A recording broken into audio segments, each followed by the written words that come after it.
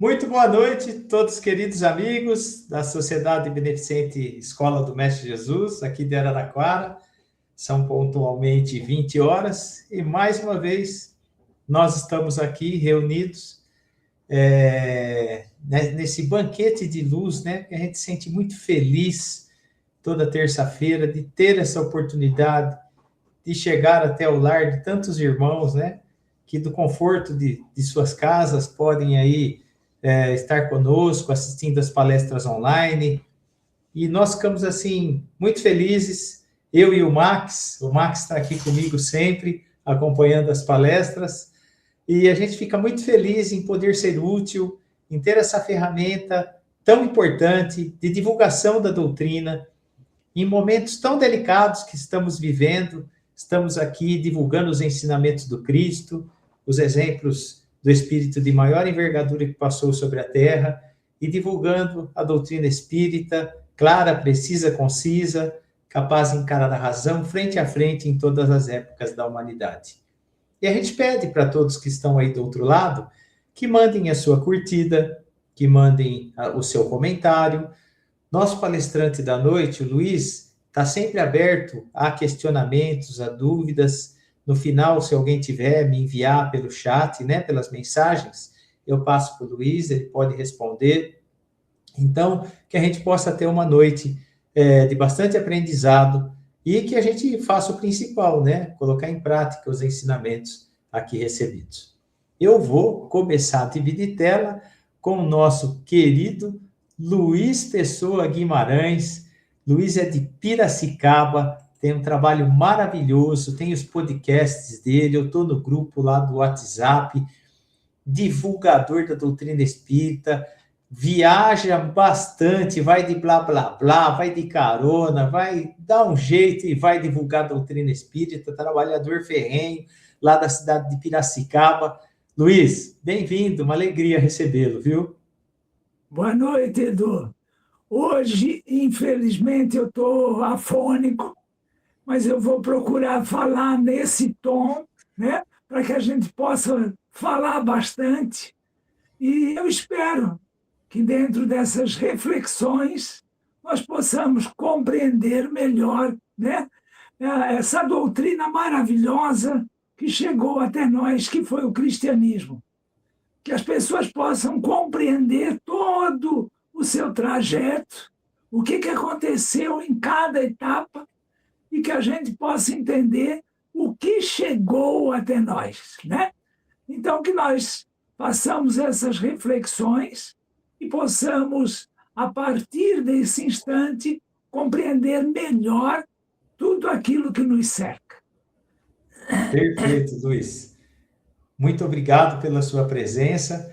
A Cleusa está te agradecendo, o pessoal aqui da diretoria da nossa casa, pela sua presença, e é sempre uma alegria recebê-lo. A gente já considera aqui da Sociedade Beneficente Escola do Mestre Jesus, é prata da casa. É um prazer imenso participar desse programa.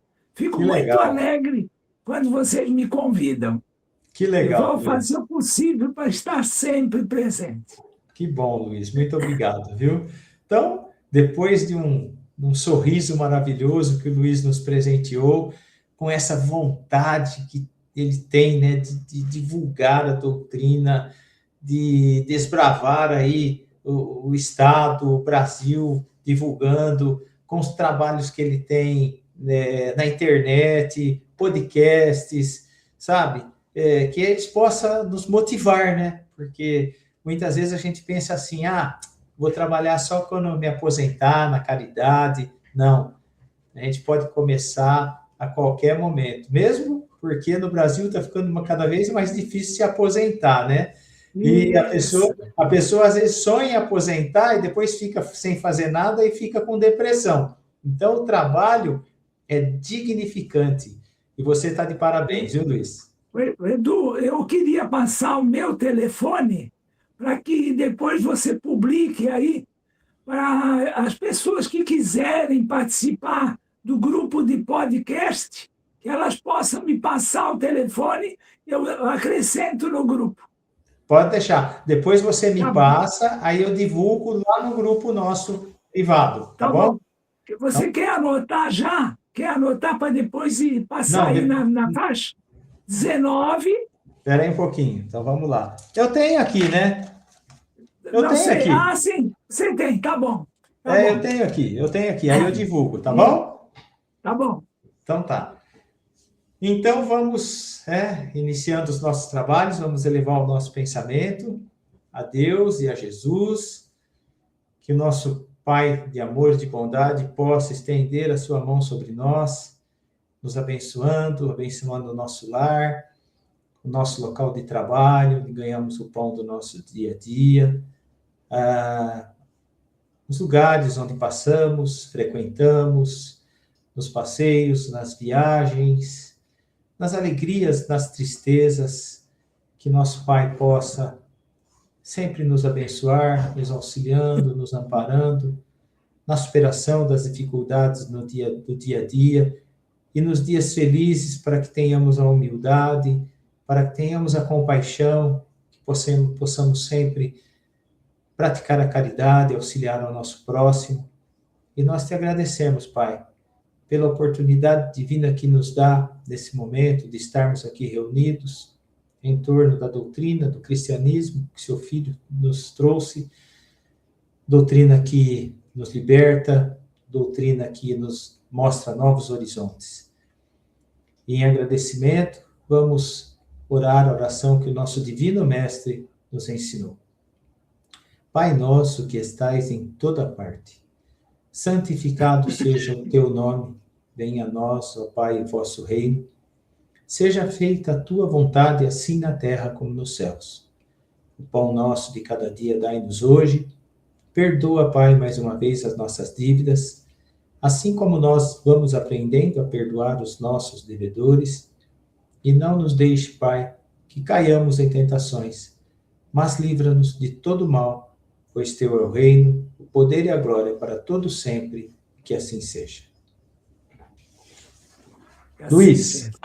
boa palestra. Eu vou ficar aqui interagindo com o pessoal. Eu vou fazer um bannerzinho aqui com o número do seu telefone.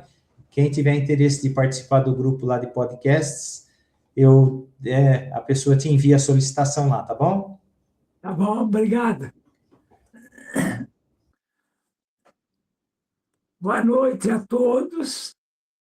Que nós possamos divulgar a respeito do cristianismo, contando a sua história, a sua trajetória, para que possamos, através dessas reflexões, entender aquilo que nós assistimos hoje como o cristianismo redivivo, que é a doutrina dos espíritos, o espírito consolador.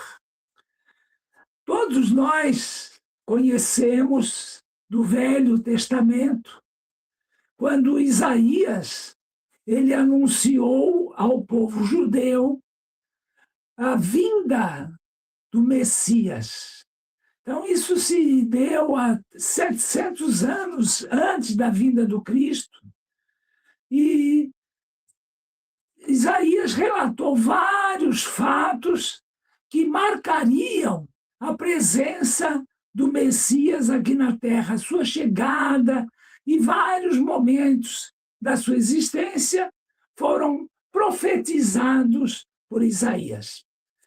O Messias nasceu da forma simples, porque toda a sua existência foi uma mensagem.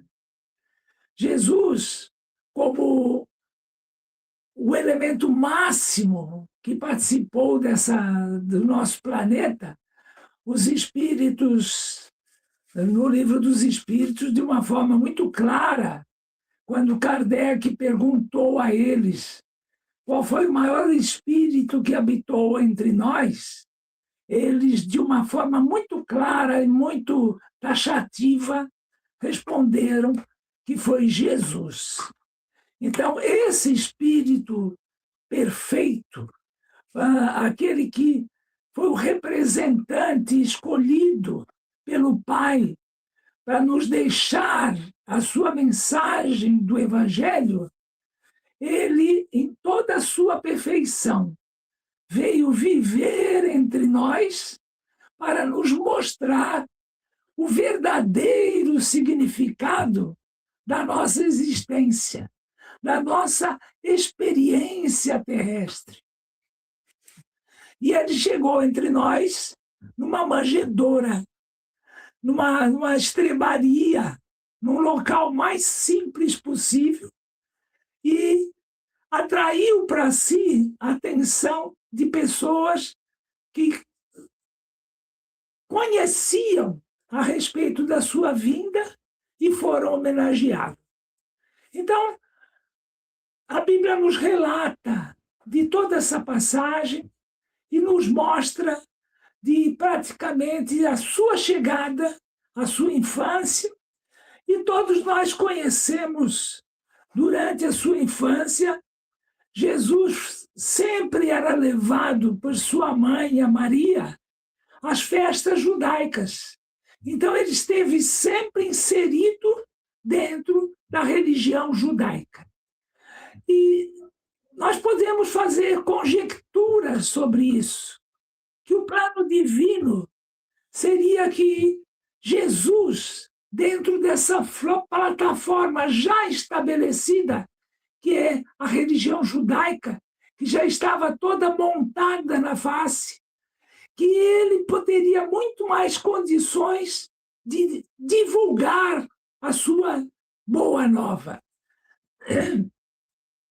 Mas nós sabemos que é um fato corriqueiro na face desse planeta. As instituições, elas nascem de um ideal. E nessa fase do ideal das instituições, a gente conhece, são dificuldades, são falta de recursos. Então, aqueles que realmente são idealistas são os que conseguem fazer com que as instituições cresçam, ganhem corpo e se tornem um veículo importante naquilo que se propõe. E o judaísmo não foi diferente.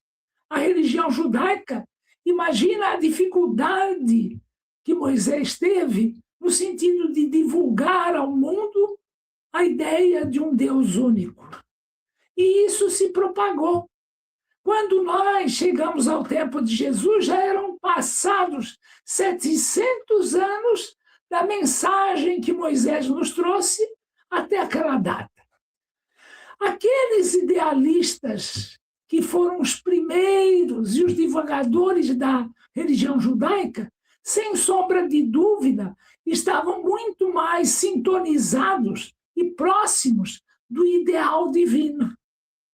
Porém, a religião judaica, ela cresceu, ela se tornou importante entre as instituições terrenas, e quando uma instituição se torna importante, ela mostra principalmente aos ambiciosos a oportunidade de se projetarem através das instituições. Então, eu diria que nosso planeta é quase que mecânico. Toda instituição cresce e, a partir do momento que ela atinge um certo patamar e uma evidência entra na sociedade, ela já começa a correr um perigo, que é a aproximação daqueles que não se aproximam daquela ideia pelo ideal. Se aproximam por interesse pessoal. E a doutrina espírita, nesse quesito, ela é muito clara. A doutrina espírita não pode ser vivida com interesses pessoais. Nós temos que vivenciar a doutrina espírita com a compenetração, o dever que a doutrina espírita nos dá de testificar através do Consolador. Nós não podemos colocar em hipótese nenhuma os nossos interesses pessoais acima dos interesses da doutrina. E isso é uma coisa que acontece em qualquer instituição. Mas a doutrina espírita já começou explanando esse ponto, que é um ponto básico. Voltando ao judaísmo, o judaísmo, quando Jesus chegou, já não era dirigido por aqueles idealistas. Eram dirigidos por sacerdotes que estavam mais interessados na sua projeção pessoal do que nos interesses divinos da religião. E Jesus, como prometido, enviado por Deus ao seio da religião judaica, quando divulgou seus pensamentos, a sua filosofia, aqueles sacerdotes não adotaram, porque aquilo atrapalhava os seus interesses. Então, aquele enviado de Deus para a religião que começou a divulgar a ideia do Deus único entre os homens, não foi aceito por aquela classe que dirigia o judaísmo por interesse. E isso é quase que uma regra, praticamente com todas as instituições. Serve para nós, para que nós não permitamos que o Espiritismo caia nessa cilada. Por isso que Kardec enfatizou tanto a independência das casas espíritas. As casas espíritas não podem ter uma chefia, uma direção central, porque quando a organização se estabelece com uma direção central, as trevas só precisam convencer a direção central. Daí ela irradia aquilo que absorveu. As instituições espíritas, estando diversificadas e espalhadas, as trevas terão que convencer uma a uma para que consigam deturpar o ideal do Consolador. E a religião judaica, como exposto, não aceitou a mensagem da Boa Nova, porque era uma mensagem completamente contrária àquilo que eles estavam vivenciando. Eles eram donos do poder, estavam estabelecidos em consórcio com o poder material. Já haviam regras, já haviam respeitos estabelecidos de convivência mútua. Então, Jesus viria a atrapalhar esses interesses materiais que a religião judaica já estava toda envolvida nele. A partir daí, é aquilo que nós conhecemos, Jesus, com a sua simplicidade e o seu evangelho de amor, começou na casa do caminho a construir aquilo que nós conhecemos de forma pura, o cristianismo. O cristianismo nasceu com toda a sua pujança, com todo o seu potencial para crescer até onde fosse possível, dentro daquela pureza que a doutrina espírita carregava em si. E o cristianismo vinha crescendo de forma cada vez mais atuante, só que um fenômeno que é natural. Quando você impõe uma ideia, ela é imposta por decreto. As pessoas não têm possibilidade de escolher. É imposto e o poder temporal impõe e empurra goela abaixo que as pessoas são obrigadas a aceitar. Mas o cristianismo se difundiu da mesma forma como o espiritismo se estabelece, persuadindo as pessoas de forma lenta, gradual, compreensível, A persuasão convencia as pessoas de que aquilo era o melhor. As pessoas aderiam porque entendiam, compreendiam, vivenciavam, sentiam e escolhiam. O livre-arbítrio permitia que elas pudessem abraçar o cristianismo como um ideal de vida. E o cristianismo, nós conhecemos a sua história, ele propagou-se e durante quase uns 300 anos, ele nessa forma de divulgação e crescimento, ele foi conquistando os corações e foi de forma firme, de forma natural, de forma livre. As pessoas portadoras da sua vontade. E essa vontade dirigida no mesmo sentido da doutrina, sem que os interesses pessoais fossem maiores do que o interesse da divulgação do Evangelho. E isso veio de uma forma natural, de uma forma crescente.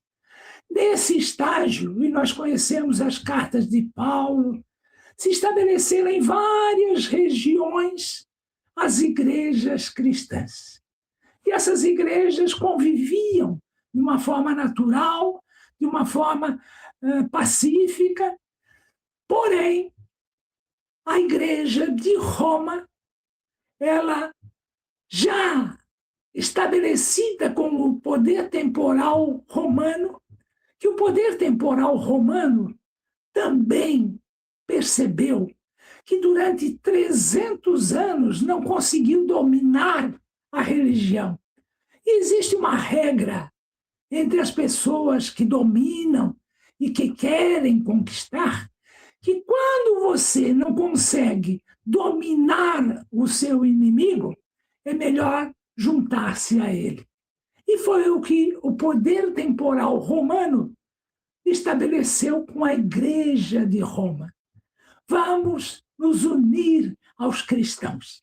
E naquela união entre o poder temporal romano, cujo império já estava totalmente enfraquecido e em estágio de decrescimento, ela se uniu à Igreja de Roma. E o imperador se tornou cristão. Cristão pela Igreja de Roma. E ele obrigou, por decreto, que todo cidadão romano, todos eles pagãos, se tornassem, a partir daquele decreto, cristãos. Porque os imperadores viram que o cristianismo, com toda a sua beleza, com todo seu conteúdo, tinha crescido muito lentamente até então. E eles quiseram dar corpo a essa igreja, a esse pensamento. E por decreto, a partir daquele momento, e em Roma, os cristãos novos eram os pagãos. A igreja, que estava habituada ao trabalho de formiguinha, de convencimento, de persuasão com relação às ideias da Boa Nova, ganhou um novo público. A partir daí, praticamente quintuplicou o número de cristãos, e esses cristãos, totalmente pagãos, que não haviam se transformado, mas sim, por decreto, haviam mudado de pagão para cristão. E a partir daí, a igreja, diante desse novo público, ela teve que se adaptar. E existe um livro espírita, o título é Memórias do Padre Germano. O Padre Germano diz assim uma frase fantástica. Ele diz assim: onde falta a inspiração, nada como um bom ritual. E o padre Germano é perfeito nesse ponto. Então, a Igreja de Roma começou a instituir os rituais, porque a inspiração não podia se repetir, e principalmente entre aquele público que estava acostumado com rituais, com toda aquela prática do paganismo. E começou a Igreja a se transformar, a aderir ao movimento pagão e suas práticas.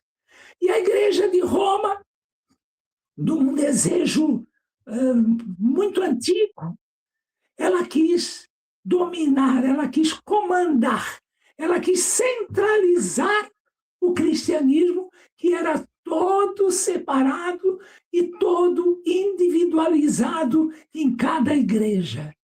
E ela, então, conseguiu essa imposição diante de todas as outras igrejas cristãs existentes.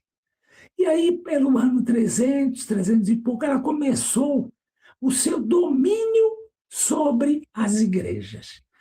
E nós vamos relembrar, que é para a gente poder entender, muitas dessas igrejas não concordavam e não pensavam como a Igreja de Roma. Elas não queriam o poder temporal. Elas tinham a essência do cristianismo ainda muito arraigada nos seus princípios. E elas começaram a bater de frente com a Igreja Romana. A Igreja Romana sempre teve uma tática: denegrir aqueles que não pensam e lutam contra a sua dominação. E ela estabeleceu dois termos que são muito conhecidos entre nós. Os hereges, que têm um significado pejorativo, mas que a gente possa restituir o seu verdadeiro significado. Quem eram os hereges? Os hereges eram aquelas igrejas que lutavam contra o domínio da Igreja de Roma. E os pagãos? Pagão é aquela criatura que tem um pensamento, né, de múltiplos deuses, de cerimônia. Os pagãos eram aqueles cristãos das outras igrejas que não se submetiam ao batismo. A criatura que não se submetia ao batismo era taxada como pagão. Então, perante o público geral, ela estabeleceu os seus inimigos e colocou-lhes, imputou-lhes um termo pejorativo, que ao público que desconhece a história era visto como um chavão, como uma coisa que representava coisa ruim.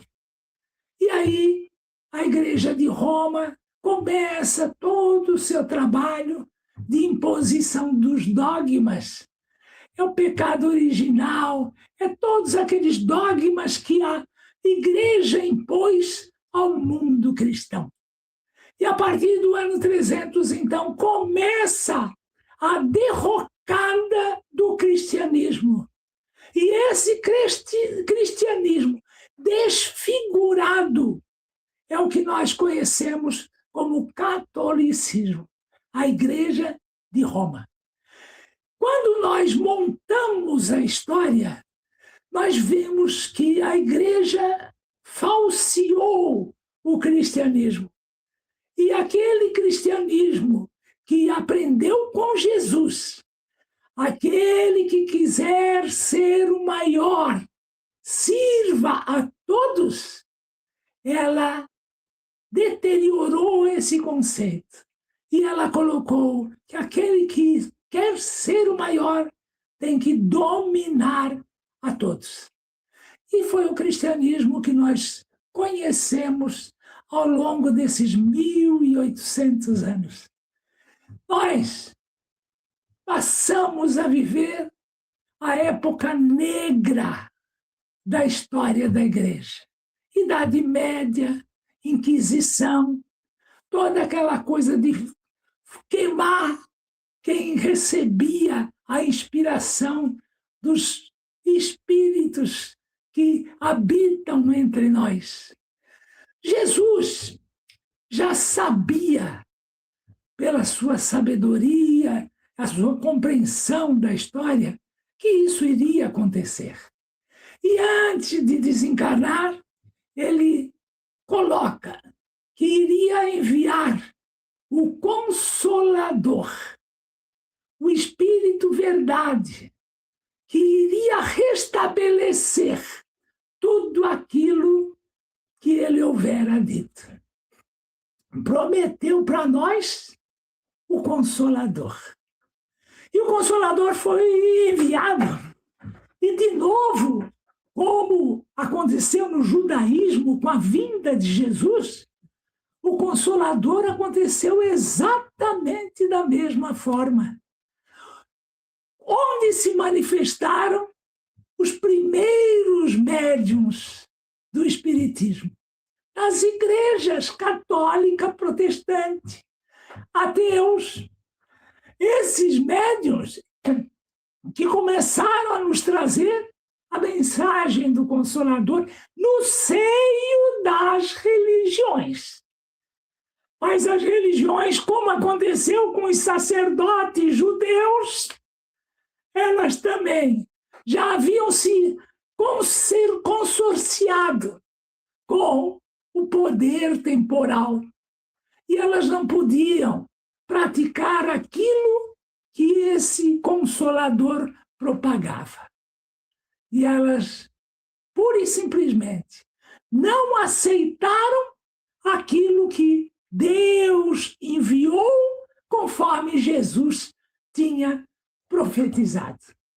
E elas rejeitaram os cristãos. Aqueles que tiverem dúvida sobre esse assunto, existem muitos livros escritos por reverendos protestantes, por padres católicos. Eu vou introduzir aqui uma informação muito grande. Existe um livro chamado Roma e o Evangelho. Como é que esse livro foi editado? Uma determinada igreja católica de Lérida, na Espanha, ela estranhou por que a igreja combatia tanto o espiritismo e não combatia o materialismo. Eles raciocinaram, eles refletiram.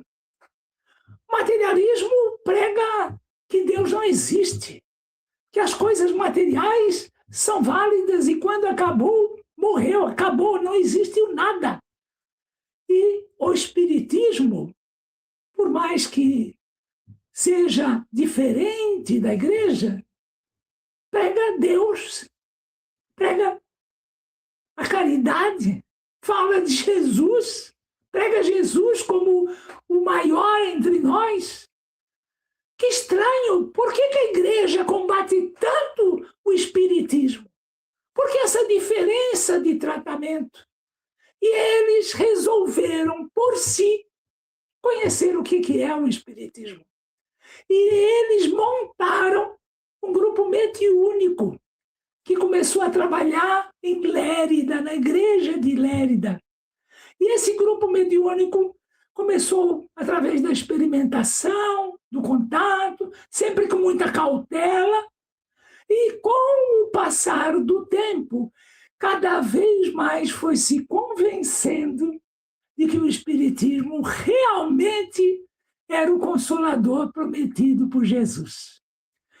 Esse livro, gente, ele contém coisas que eu não conheço outro livro espírita que contenha esse conteúdo do livro Roma e o Evangelho.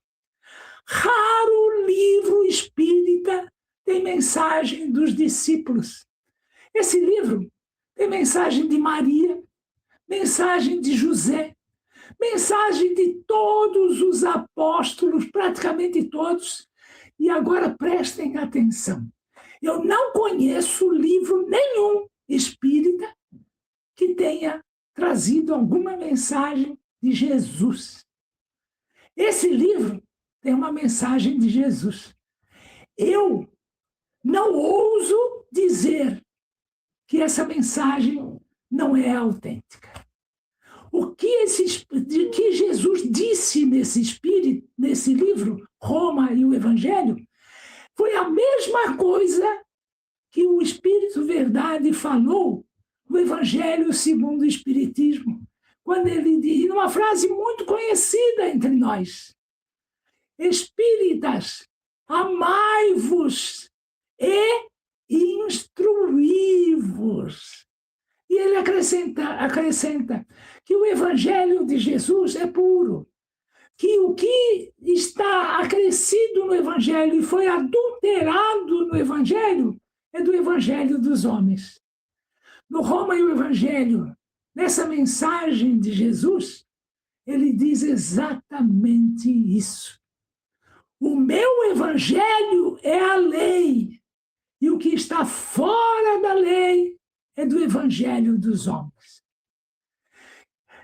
Esse livro é fantástico e existe uma razão para isso, que eu ouso interpretar.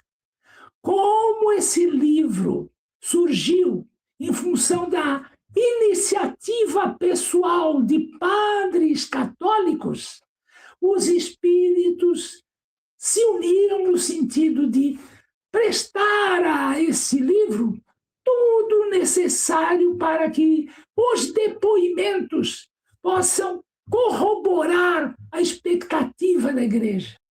Porque em recebendo mensagens de discípulos, sem sombra de dúvida, teria uma importância muito grande para a igreja. Infelizmente, nem com esse livro a igreja se convenceu. Pelo contrário, perseguiu aqueles que ousaram montar um grupo espírita, um grupo de médiuns e trazer a lume essa iniciativa. Como prometido, Jesus enviou para o seio das religiões o Consolador, o Espírito Verdade. Mas, de novo, as religiões mergulhadas nos interesses políticos, os interesses de poder, rejeitou pura e simplesmente aquilo que é a verdade, aquilo que é a boa nova, aquilo que é autêntico em termos do evangelho que Jesus nos trouxe.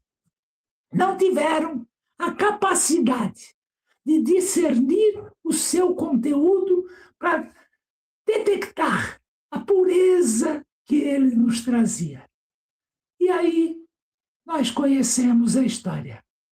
A doutrina espírita, exatamente como a religião fez com os hereges e com os pagãos, a doutrina espírita foi cognominada como uma coisa do diabo, como uma coisa do demônio. É sempre a mesma tática daquela igreja de Roma, que se apossou do cristianismo e deturpou toda a sua mensagem, o seu conteúdo, mas conquistou os seus adeptos. E por que a igreja conquistou adeptos de uma forma tão intensa? Porque ela misturou a essência do evangelho com as práticas pagãs. E, lastimavelmente, nós, seres humanos, adoramos um ritual. O ritual, a forma como a igreja administra e a forma como a igreja vendeu para nós que estava cuidando das nossas almas. Isso, de uma forma muito clara, nos faz perceber que não só a igreja teve culpa, nós tivemos muita culpa, porque nós adoramos alguém que nos favoreça com facilidades. A transformação é muito difícil. O Evangelho é claro nisso aí. Ele não nos oferece facilidades. Ele nos alerta que teremos dificuldades, teremos que carregar a nossa cruz. Ele não diz que vai carregar a cruz por nós. E a doutrina também é a mesma coisa, nos alerta.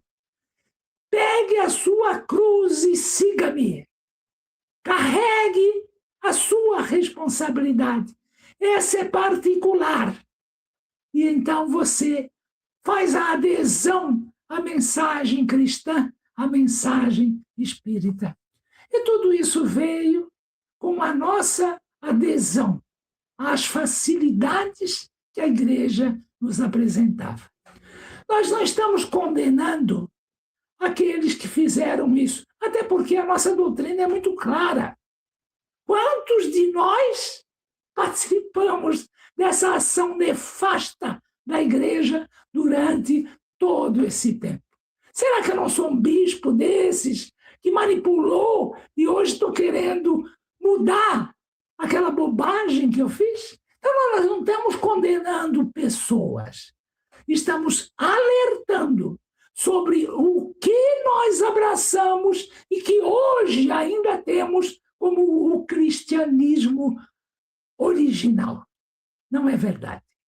O cristianismo que chegou até nós foi um cristianismo que se apossou do cristianismo primitivo e nos conduziu até agora. Até bem pouco tempo, muito era dito que o espiritismo não é cristão. Quem conhece a história sabe e não tem a mínima dúvida que o espiritismo é um dos movimentos mais cristãos que existem. É aquele que trouxe a nós a essência do cristianismo. Quando o Espírito Verdade, repetindo as palavras de Jesus, ele nos diz: amai-vos e instruí-vos. Gente, vamos tirar a preguiça de ler e vamos nos instruir. Porque somente a instrução pode nos libertar. E Jesus foi muito claro: conhecereis a verdade, e a verdade vos libertará. É essa a função da doutrina. E é isso que nós procuramos fazer. Que nós possamos conhecer o verdadeiro cristianismo. E ele, quando Jesus disse que vos esclarecerá de tudo que eu houvera dito, nós temos uma coleçãozinha bem simples, que é conhecida como a Fonte Viva. Fonte Viva. A Fonte Viva, ela nos traz fascículos que falam de lições curtas, de 1 a 2 páginas, sobre um evangélico bíblico. Um versículo bíblico de 1 linha, Emmanuel comenta 2 páginas. E é um livro tido entre nós como um livro simples. Eu diria que é a essência do Espiritismo. Ele cumpre a promessa de Jesus, que vos esclarecerá tudo o que eu tenho dito. Um versículo, Emmanuel tece um comentário de 2 páginas, ampliando muito mais a compreensão daquele versículo bíblico. E que nós possamos entender isso. A doutrina espírita não vem de facilidades. Ela nos fala de uma forma clara. Trabalhe em prol de você mesmo. Instrua-se, conheça e tome a sua decisão. E, infelizmente, nós lá atrás distorcemos esse evangelho puro que Jesus nos trouxe. E agora nós precisamos corrigir o rumo, corrigir as bobagens que nós já fizemos lá atrás e que nós possamos difundir a doutrina do Cristo, a boa nova. Para isso, eu vivi um episódio bastante interessante. Eu tive uma moça que ela se formou em engenharia e ela estagiou comigo na multinacional que eu trabalhava em 1980. E essa moça, eu falei para ela, você quer aprender ou você quer somente fazer o relatório para a faculdade, para pegar o diploma? Ela assim, não, eu vim aqui para aprender. Então, durante o estágio, ela vinha me fazer perguntas que eu analisava e via que ela tinha condições de chegar à conclusão sozinha. Eu fiz ela exercitar a reflexão. Eu falava para ela, volta para sua mesa e pensa. Raciocina durante algum tempo e você vai ver que você já tem todos os elementos para responder a sua dúvida. Ela, no momento que eu falava isso, ela ficava chateada, ficava pisando duro e voltava para a mesa. Daqui a pouco eu escutava aquele grito, ela dizendo, como eu sou burra! Mas criou-se uma amizade muito profunda entre nós. E até hoje, mas passaram-se 40 anos, ela ainda tem contato comigo. E há um tempo atrás ela me telefonou e disse assim, Luiz, eu aprendi uma coisa e a primeira pessoa que eu pensei foi em você. Eu aprendi a IA. Eu disse assim, Mônica, querida, eu estou com 79 anos, é muito para mim, eu já passei do ponto. E me calei. 1 ou 2 semanas depois, na casa da minha filha, ela disse assim, ô pai, você precisa ver, eu estou usando a IA, é fantástica. Eu disse, opa, 2 avisos, não posso dormir no ponto. Eu fui examinar a IA. Entrei de uma forma profunda no assunto, pesquisei, fui e compreendi esse mecanismo. E eu vi nesse mecanismo uma chance enorme para que nós, espíritas, possamos tirar aquele conteúdo dos nossos livros, que hoje estão morfando nas nossas bibliotecas porque as pessoas não querem mais ler. Então, os nossos livros estão fadados a apodrecer nas nossas bibliotecas. E aí, através da IA, eu estou transformando os livros em podcasts. Eu estou narrando esses podcasts. E eu criei um grupo. Tem 200 e tantas pessoas participando desse grupo. E eu remeto os podcasts através desse grupo. Aqueles que quiserem receber esses podcasts podem se inscrever e passarão a receber esses podcasts. Só para vocês terem uma ideia, eu já gravei o Livro dos Médiuns inteiro em podcast. Já gravei Roma e o Evangelho em podcast. E estou gravando a Gênese. Eu já estou no 8º capítulo, alguma coisa assim. E vou fazendo. Enquanto eu estiver aqui, eu vou produzir podcast. E vocês ouvirão muito a minha voz por aí nesses podcasts. Depois eu vou mandar alguns para o Edu, para que ele possa divulgar para vocês e possa colocar onde ele achar por bem colocar. É a forma que hoje nós temos de levar o conteúdo espírita ao grande público. Eu agradeço mais uma vez esse convite tão amável que nos é feito de tempos em tempos e que nós possamos cada vez mais difundir a doutrina do Espírito. E estou aberto, qualquer dúvida que houver sobre isso tudo que a gente falou, a gente pode esclarecer a respeito.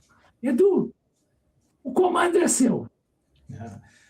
Olha, Luiz, eu vou ser bem sincero, eu assisti poucas palestras que abordaram assim com uma clareza tamanha todo esse período, essa transição até a chegada da doutrina espírita, de como as pessoas foram manipuladas, interesses próprios, de uma maneira assim tão brilhante quanto você abordou hoje, viu? Foi assim muito esclarecedor mesmo. Então, assim, como a gente sempre fala, né? A Leon Denis dizia isso, né? A doutrina espírita não é a religião do futuro, mas o futuro das religiões, porque vão se canalizando, né? E todos nessa direção da racionalidade, da ciência. Então, a gente tem visto muitas pesquisas e você fez, assim, uma abordagem sensacional. Tá de parabéns e, olha, muito bom, Edu, Luiz.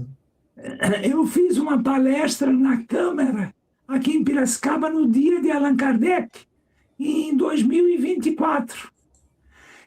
A gravação ficou ruim, com som ruim. Então a Câmara não colocou no YouTube.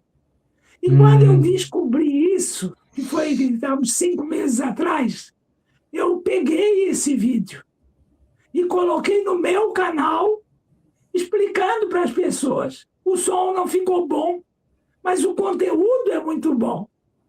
E olha, o pessoal está assistindo. Realmente eu preservei a mensagem que eu dei naquela data. Então vamos te mandar essa palestra e aí você vê se você quer divulgar, tá bom? Divulga o seu canal, o pessoal Tá bom. acessar seu canal. Tá bom. Luiz Qual que é seu Pessoa canal? Guimarães. Divulgue seu canal. YouTube, é o canal do YouTube. Isso. É Vademecum com Espírita. Vademecum com Espírita. Tá bom? Pode colocar os dois, Luiz Pessoa Guimarães ou Vademecum com Espírita. Tá bom? Perfeito. E aí, realmente perfeito. a palestra ficou com problema, mas o pessoal, mesmo com problema, está valendo a pena. É muito Perfeito. esclarecedora e tem bastante imagem. Já coloquei seu contato aqui também para o pessoal enviar solicitação para você adicionar no grupo de podcasts, tá? Estava até agora aqui no rodapé. Vou até colocar aqui de novo, ó. Tá aí o telefone do Luiz, 19 99781 8905. Tá bom? Tá divulgadinho aqui. Antes de te pedir para fechar com a nossa prece, Luiz, eu só gostaria de divulgar que no domingo agora, a palestra às 9 horas da manhã lá na nossa casa é com a Liz Maria, tá bom? Todos estão convidados, às 9 horas da manhã no domingo. E na próxima terça-feira, online, né, vai ser o Flaubert Menezes. E todos estão convidados também para estarmos aqui reunidos na próxima terça-feira. A gente agradece a presença de todos, deseja aí uma excelente semana com muita luz, muita paz, muitas bênçãos divinas.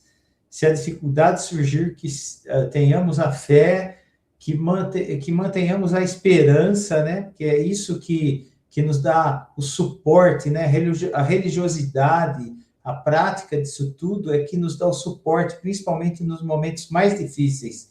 É o nosso amparo, é onde nós agarramos ali e encontramos sempre uma saída, guiados pela espiritualidade maior e pelo nosso querido e amado Deus, né, nosso Pai, e o Divino Mestre Jesus. E, Luiz, encerre com a prece para nós, mesmo com a sua voz assim, não importa, o conteúdo é tão bom que a gente ficaria aqui mais 1 hora te ouvindo. E roga a Deus para que você volte novamente, muito em breve, a estar aqui conosco, viu, Luiz? Obrigado. Valeu, Edu. Fico à vontade. Você poderia fazer a prece? Amado, vamos lá. Mestre amado Jesus, nós te agradecemos a oportunidade que tu nos concedes de divulgar o teu evangelho, divulgar o Consolador que tu nos enviaste.